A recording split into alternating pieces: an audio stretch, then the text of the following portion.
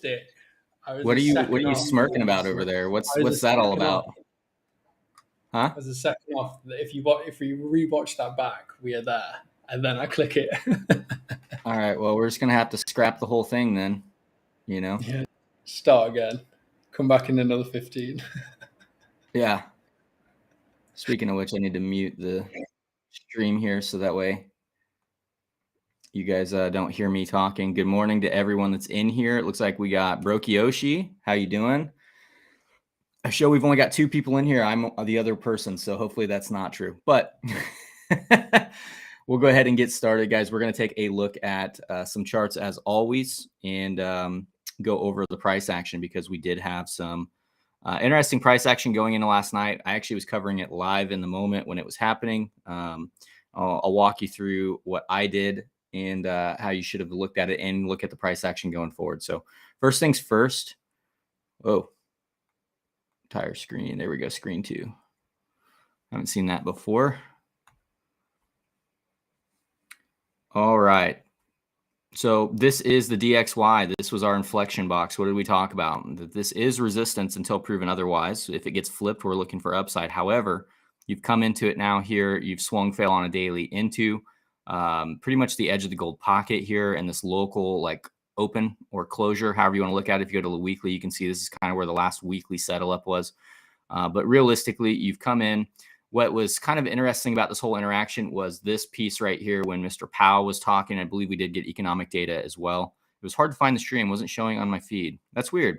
I always post them on Twitter. So if you're in Twitter or you're on Twitter, I would definitely recommend turning on the bell. I don't post a lot on Twitter, but I usually do post the stream every single morning. And I don't think I put it in our social media, or maybe Max did. He did. He's the man. So yeah, that's the only thing I'll say there. Is sometimes YouTube's like that. And there's a lot of people live right now. So I appreciate that you guys are in here watching us break down the charts. But really interesting coming back up to it. Then you've come back up. And so you'll notice now you're putting in what? A local downtrend, right? You've got a low high scenario here where we'll just pull up this. You can see that you've got a local low to a high, new high.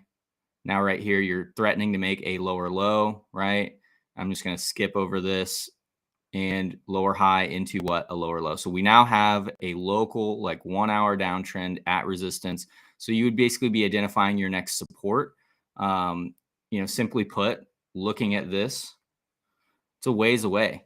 Realistically, you don't have support for quite some time. I think you'd be coming into it now. You could just say it's the top of this old section of price right here.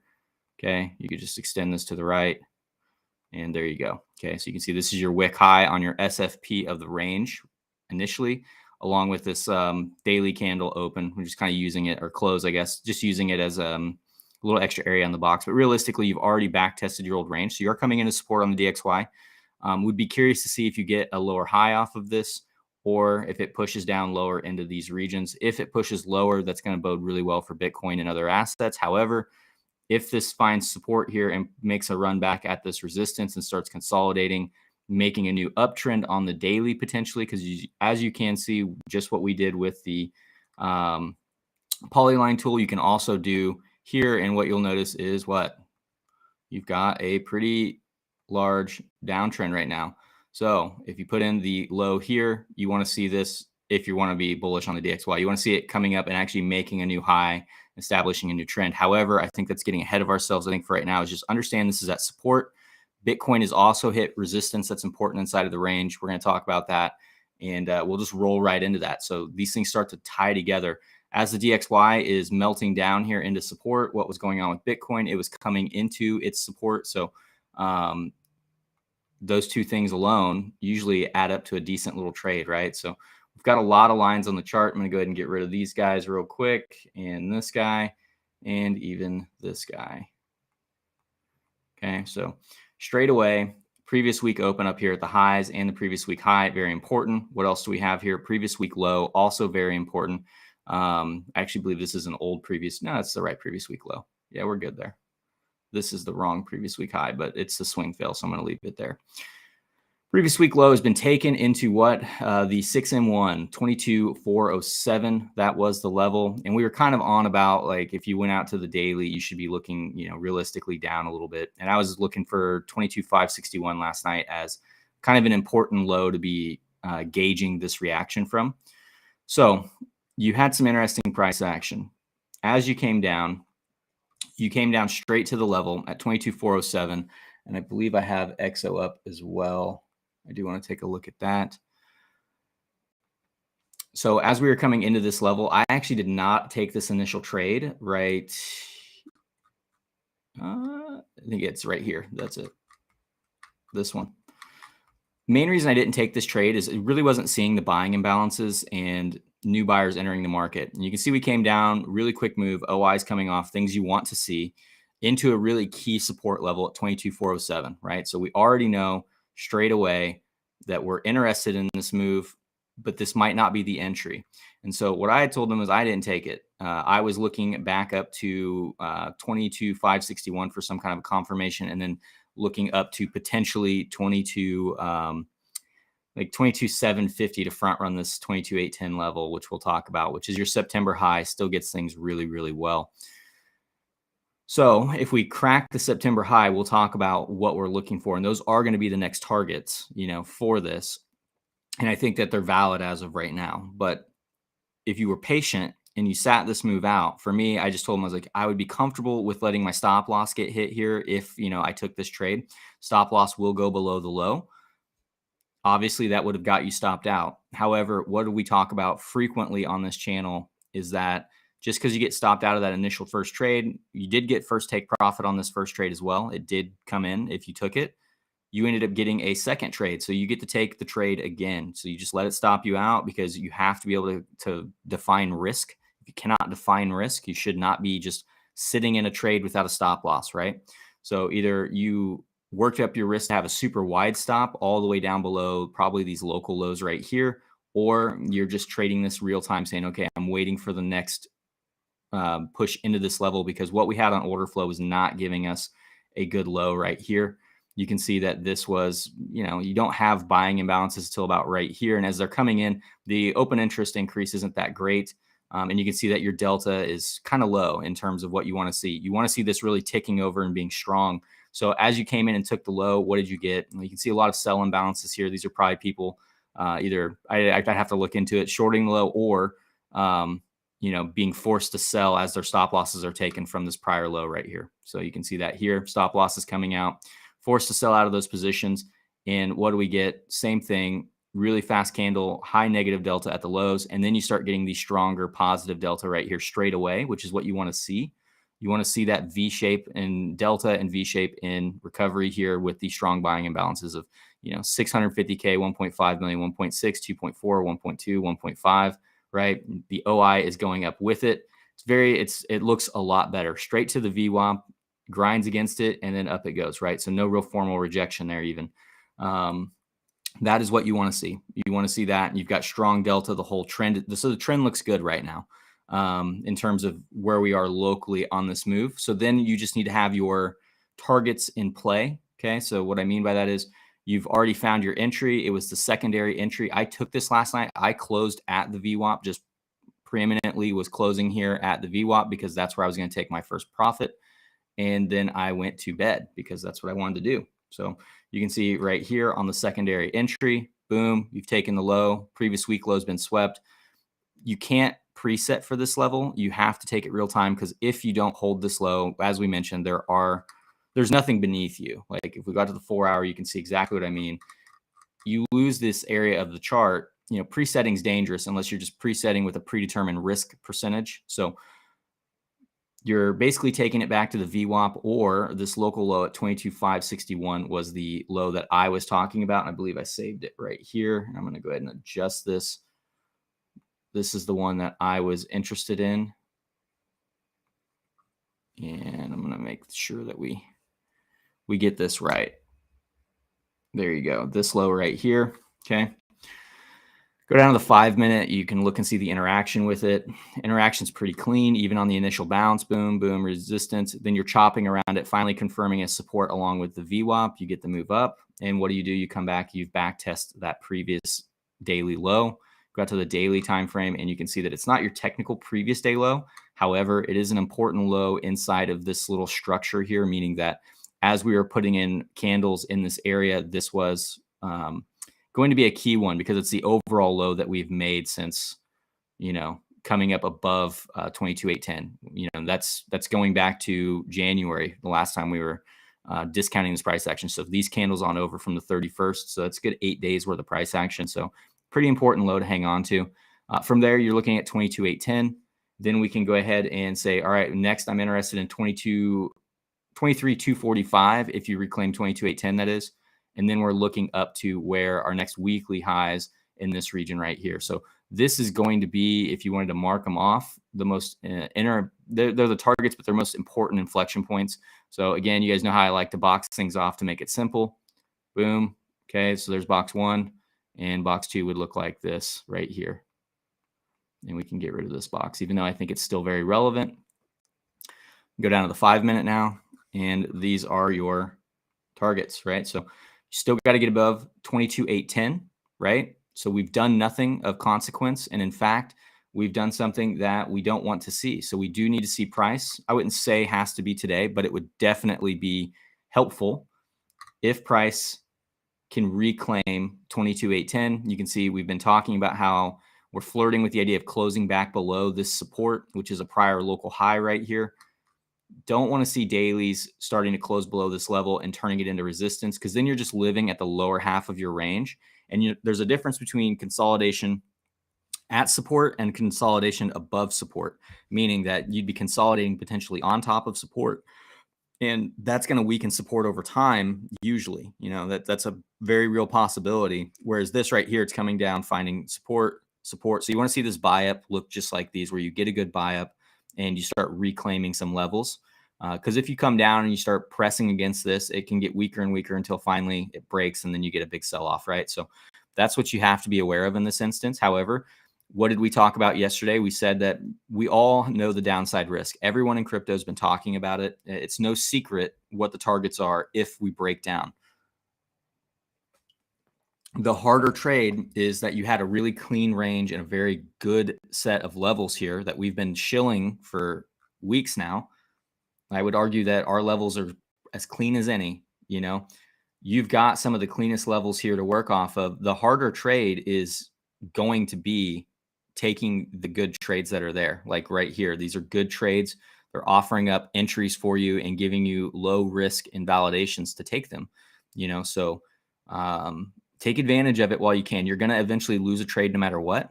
And so that you have to be okay with. Like, you just got this move down right here, broke above the VWAP, back down. What did we talk about? We don't want to break below the low here, and we got to break above the September high. So you're seeing a lot of action here at the lows, and the longer you spend below these levels trying to close down here, the more likely it is to break down. But until that happens, trade support and resistance for what they are, right? So that is how I would be looking at this. This is definitely, if you took this trade, you've already hit a take profit. If you were looking at this local move right here, where's your take profit going to be at? Probably the VWAP. You're almost already there. I would say that you've already tapped it. This you have. So if you took this one, first take profit's already the VWAP. It's very, very clean. You could also mark out the previous day low if you wanted to. You could say something like this over here. Obviously, I prefer 22,561 for what we just went over. But, your levels don't have to be perfect. They just have to kind of make sense and give you guys a gauge and a target, of what you're doing. So for me, that's how I've been looking at the range in comparison. So looking at what we just got, I'll probably let I'm going to let Max do that one. Look at all that OI just came off, 18 mil. Max, you want to hop in on that and talk about it at all?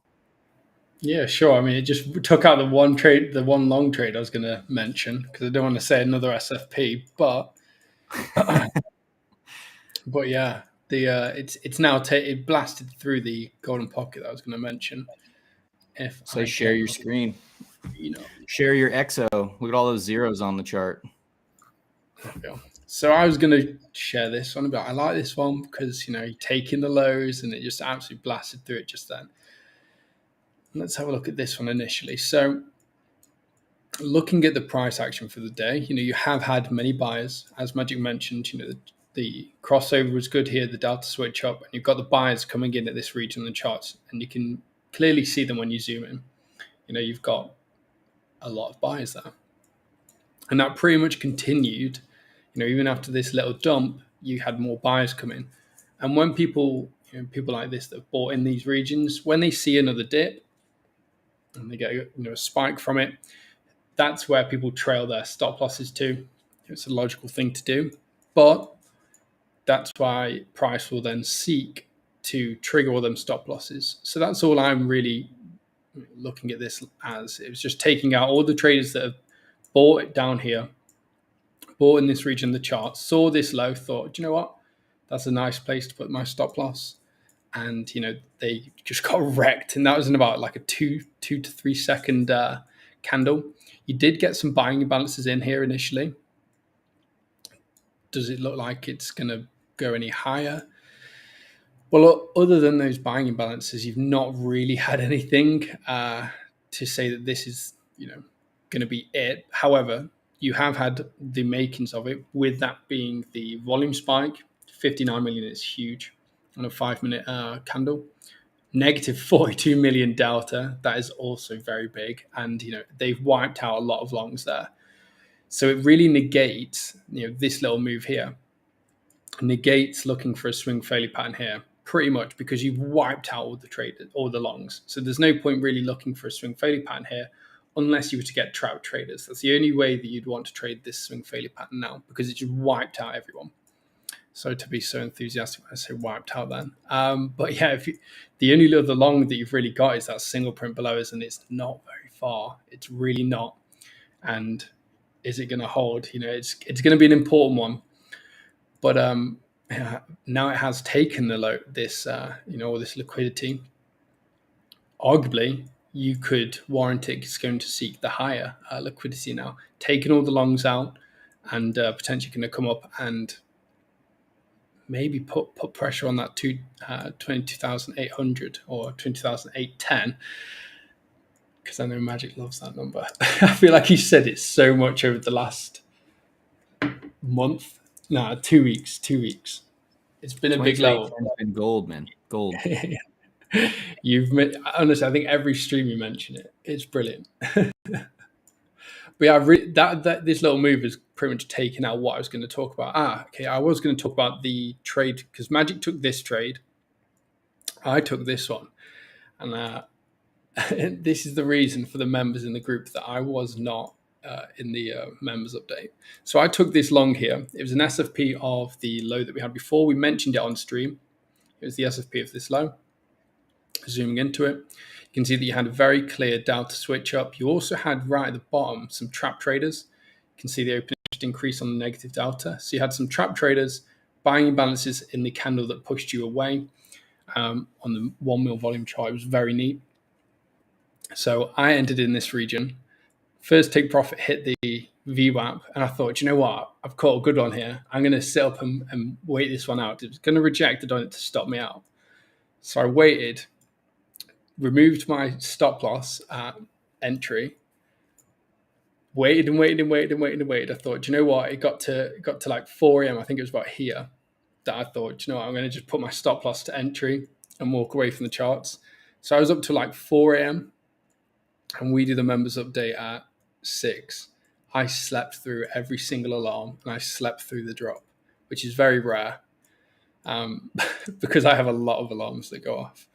But yeah, that's why I missed the members update. But yeah, right now, with it taking out the liquidity, if it does come down, I'm not really going to be looking for a swing failure pattern trade. And then it's a case of, does it bounce at the single print, or does it lose it? And if you're not in a hedge already, that'd probably be a point where you could potentially just hedge. And if you reclaim it, you can close your hedge out and you've lost nothing, So, that's one way that I would trade it if you're not already in a, position to cover 1,000 possibly more drop, which could come with the loss of the single print.